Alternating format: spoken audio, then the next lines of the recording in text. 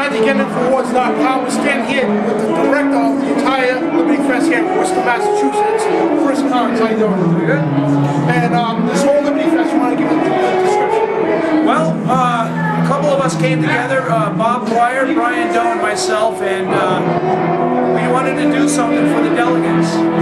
Today happens to be the Massachusetts caucus for the delegates. We think they're doing very well, by the way.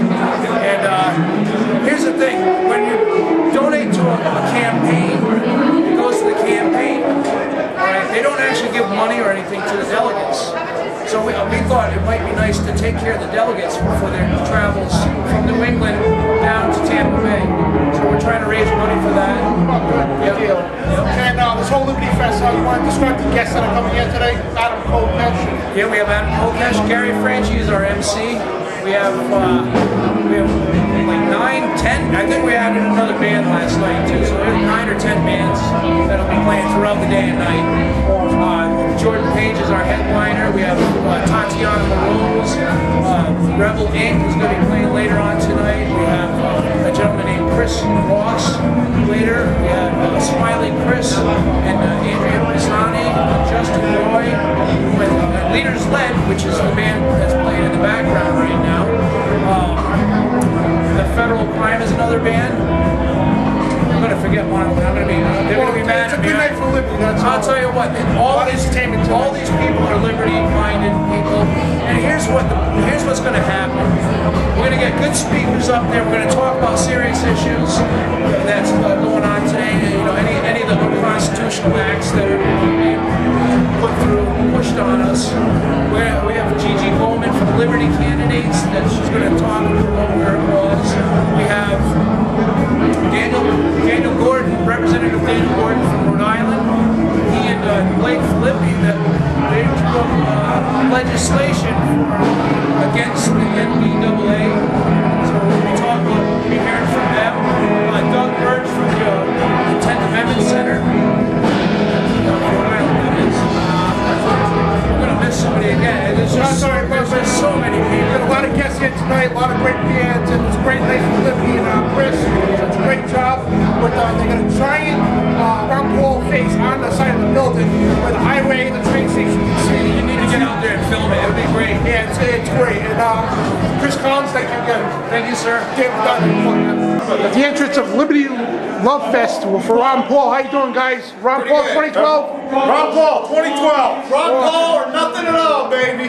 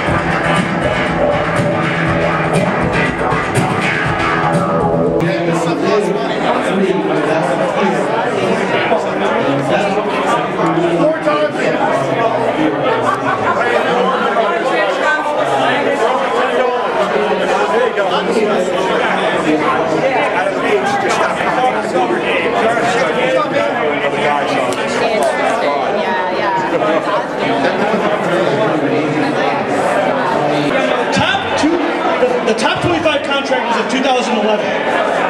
Now, before I get to the editor's letter, I want to show you. Well, here's the. It's the WBOB crew. What's up? Crew, man. The banner. Yes, it's good. It's good. Chris, you want this one? Oh, thanks. The WBOB. It's the pal. I know, I saw it. From the window.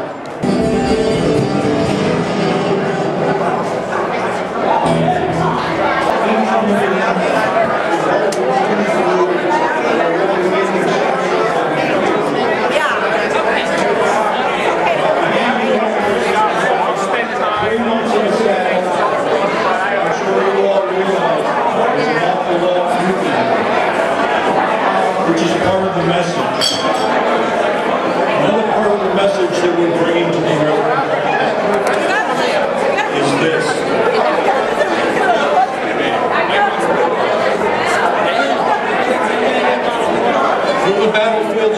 comrades in the jungles of Vietnam are meant to shun and shell. They answered the nation's call for help and spent their time.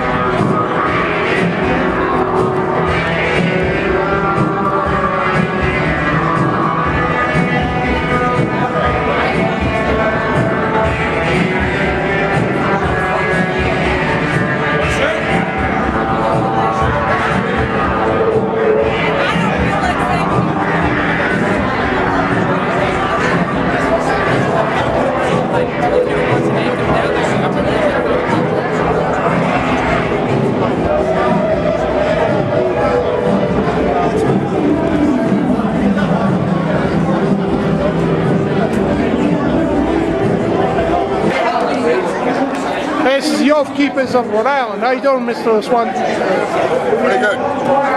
Thanks for showing up. This is the Liberty Love Fest up here in Worcester at the Liberty Clubhouse. We're sitting here with another table. We got Jordan Page coming up on the stage right now, and I'm going to ask people at home to please consider joining Oath Keepers. This message is becoming more important every day. Talk to law enforcement and military and ask them ahead of time. You try to do the right thing, make sure that they recognize unlawful orders if they're ever asked to obey them. We saw what happened during Katrina, where they were disarming innocent citizens. Shameful. Should never happen in this country, and let's make sure it never happens again. Go to oathkeepers.org, plus join your state groups. Every state in the nation's got their own Oath Keepers group, and if they don't, then that's your job to stand up, start volunteering your own time to help a worthy cause. Thanks. Thank you.